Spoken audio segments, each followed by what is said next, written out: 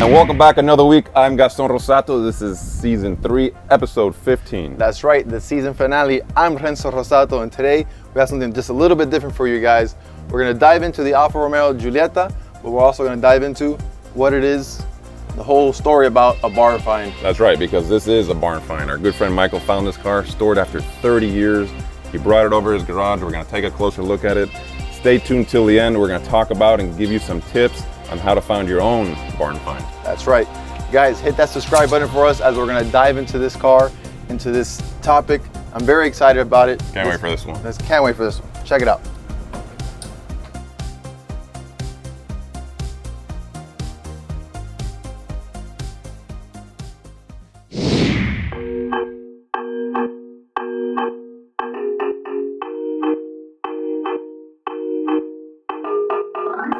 First of all, thank you, Mike, for the opportunity to showcase this car, bring it to our viewers.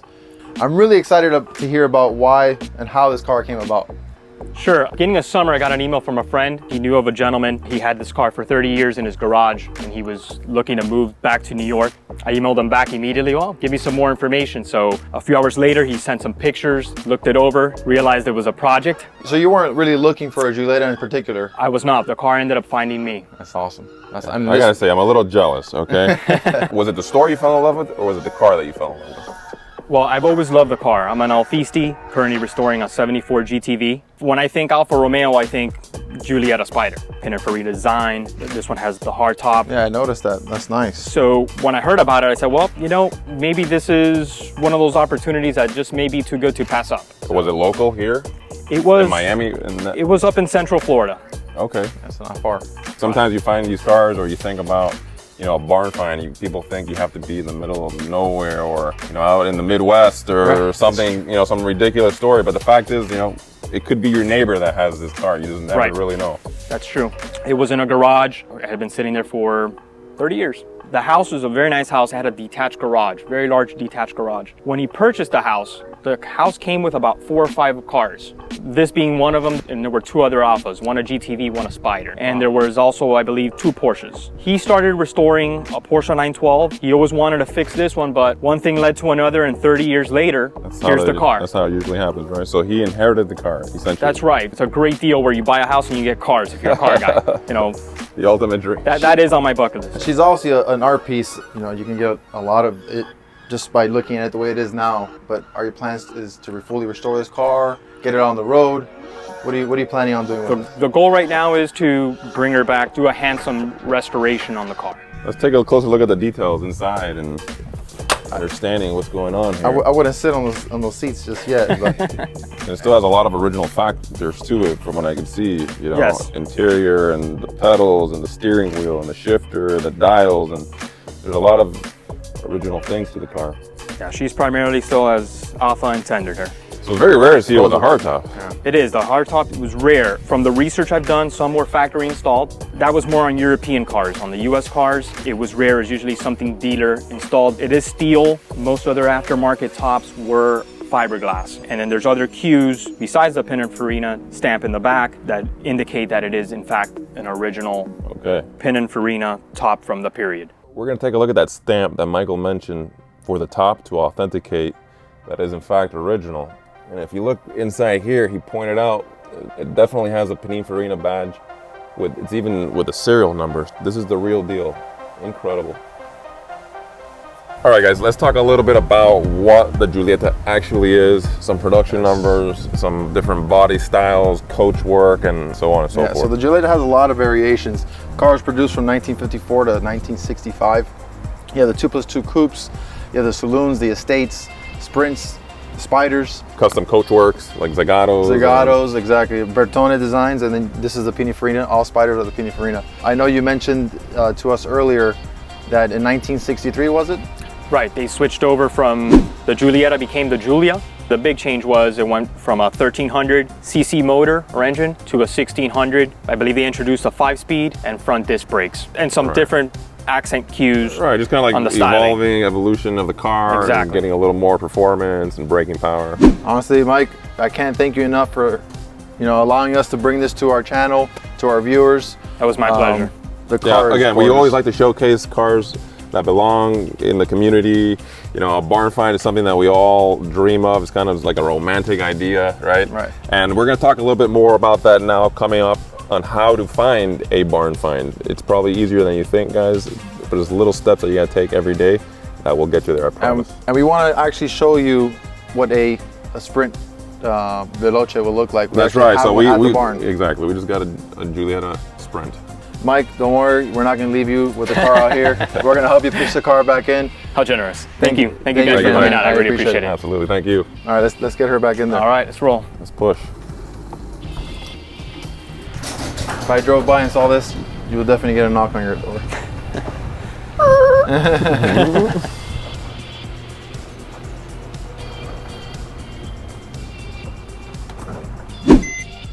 Matters, I'm so pumped. After seeing stuff like this, it just makes me want to continue on, like, you know, finding these cars. We found some in the past. It's always it's this adrenaline that comes through you that say, and you feel so fortunate, right? A car that's been sitting for so long, and in some cases, at least for me, the car has probably been sitting longer than I've been born. And, you know, for this car to show up into your life and you be the one that found it is really rewarding. It's really rewarding. And I mean, Mike's story is a little, I think, not as common just to get an email. Like he said, the car found him. That's not necessarily true, because part of how you find a barn find is your network. So it's building relationships. And when people understand that you're a car person and they think of you. But we're going to talk a little bit about that now. Let's go to the office. Let's showcase that Giulietta. Yeah. All right, back at home base here at the barn. What a great opportunity that Mike showed us the Giulietta Spyder. Right. And we happen to have a Giulietta Sprint, the coupe version of the car. You can tell the differences, and also you see how similar the both of the It's similar, cars are. but interesting enough, we had mentioned different coach builder, totally different car. Beautiful example of a car. Just came into inventory at the barn, Miami. Yeah, the link will be down below if you guys are interested in seeing more about this. Is obviously, you know, it has that vintage racer look. The engine has been transplanted, okay? We have a 2-liter Euro spec engine in there. Yeah. Originally, you know, these were 1600s. And the interior has been redone, so it's not an original example, but it has that nice, cool vintage racer look. It definitely does. Let's talk about, Renzo, you know, a barn find is a very common term in the classic car world. Something we consider so significant that we actually named the company after it, the Barn Miami, kind of alluding to the fact that, you know, you come here to find your car, right? But how do you find one of these cars? And we've been fortunate enough to be able to source some of these cars in the past. And it all begins with what we said, okay? Your network of people. You have to let people know that you're interested in finding these kind of things. Have conversations with people. You'll never know.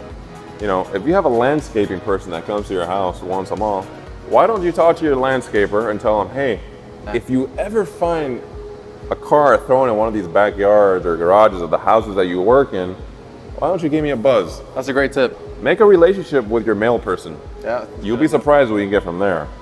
Last tip would be look into garages, okay? That's really where you're gonna spot it, where you can knock on the door. Now, as people are cleaning out their house or whatever they're doing, you're more than likely to find a garage door open over the weekend. Right. We've found so many cars just sitting in garages by simply driving by or walking by or whatever the case may be. So you never know what you're gonna find. That's incredible. it could be in your own neighborhood. We have found things in our neighborhood that are just, you can't believe it's been there your entire life. So don't discard that possibility. That's awesome. So those are some great tips in looking for a barn find. Let's go ahead and start up the car. Give our viewers a let's do that. little teaser. Absolutely. All right, we'll start her up.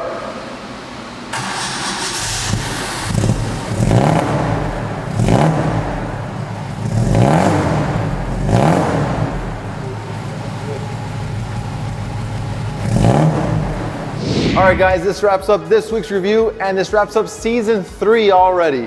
That's right, guys. We are hoping that this following season, season 4, we can bring you videos like today, different subjects, highlighting different areas of the collector car world. It's unbelievable that we already have about roughly 45 episodes behind us, so please check those out. We want to thank you for watching. That's right, guys. Make sure to hit that subscribe button for us. Like, share, comment down below. Let us know what you think, and we're looking forward to season 4, bringing some more great cars, some great content. We appreciate you guys for all the support so far. I'm Renzo Rossato. And I'm Gaston Rossato. Till next week. See ya.